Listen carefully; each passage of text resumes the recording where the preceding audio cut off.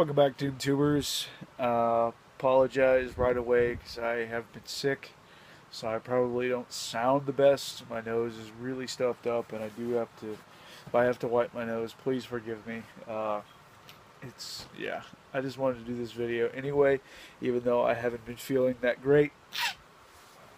Just bad head cold, no Ebolas or anything. but this isn't going to be like a full blown review, and I don't even want to call it like a full blown discussion because I've already talked up this game, up one side and down the other, because it's one of my favorite games after I played it last year on the PlayStation 3, Diablo 3, one of my games of the year, tied for first place last year for me. Uh, I did go ahead and pick up the 360 version of the Ultimate Evil Edition this year, and I played through it all. I actually started a new character because I had to for more than one reason. One reason because I bought it on 360 and not on PlayStation 3, but the other reason was because my PS3 character no longer exists because of the now infamous system format from a couple years ago or last year, whatever that was. It was just earlier this year. It was either really late last year or early this year when it happened. Because I lost my Diablo 3 character, and that was just from last October or last September. I don't know, last fall at some point. So for more than one reason, and perhaps that's why I was really okay with getting the 360 version, is because I really had nothing to go back to on the PlayStation 3. It's not like I could have just thrown this in and started up the new content, which brings me to my question with this game. The reason for the Ultimate Evil Edition is because of the Reaper of Souls expansion for Diablo 3, which came out for PC and all of the consoles, PS4, Xbox One, Xbox 360, and PlayStation 3. And they all came, I think you could, on the PC, I think you could buy just the expansion if you wanted to, but on console, it all came like this. It even has a little sticker on the front or little thing that says "include bonus." It includes all of Diablo 3. So my question is if you did have this copy on console, could you have bought just the expansion as DLC? I never looked into it, and perhaps that should have been the way that I went instead of now having two complete copies of the game, which I don't necessarily mind, but it's tempting. Like if that option does exist, to go back and maybe buy depending on how much it is, buy the DLC. For the PlayStation 3, so perhaps this copy of the game isn't so obsolete, even though like the expansion itself is only one act of the game. Like it's the standard edition, the standard game is four acts: one, two, three, and four, and then the Reaper of Souls is just Act 5. Like it just as soon as you kill Diablo, spoiler, you kill Diablo in the end of this game. As soon as you kill Diablo, it just goes to Act 5, like like all the other acts in the story did.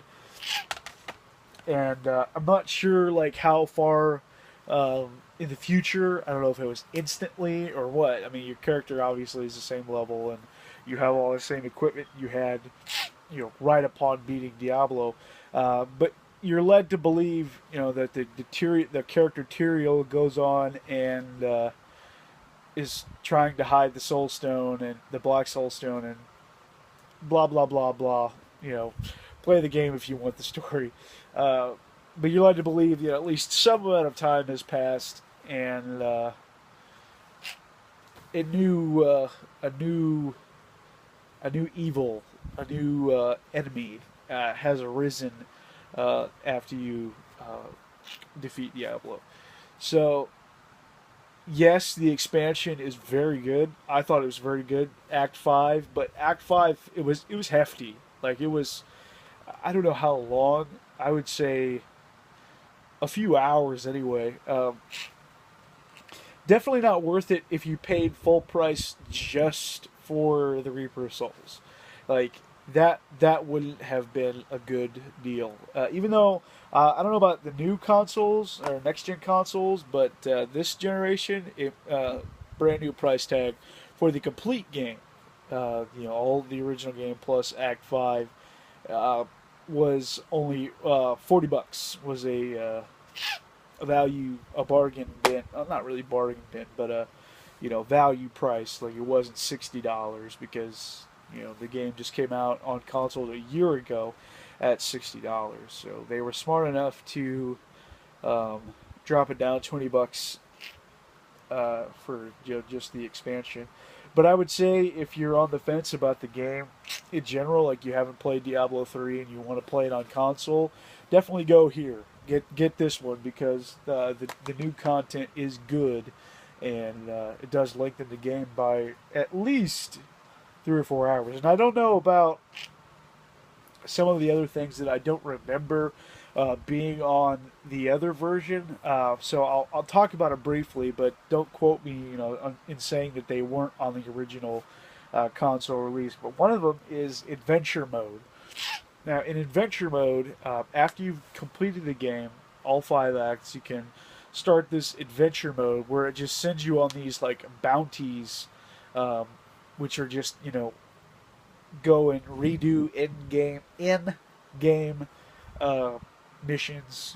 Whether it be go here, go to this dungeon, kill this monster, or go here, kill this boss.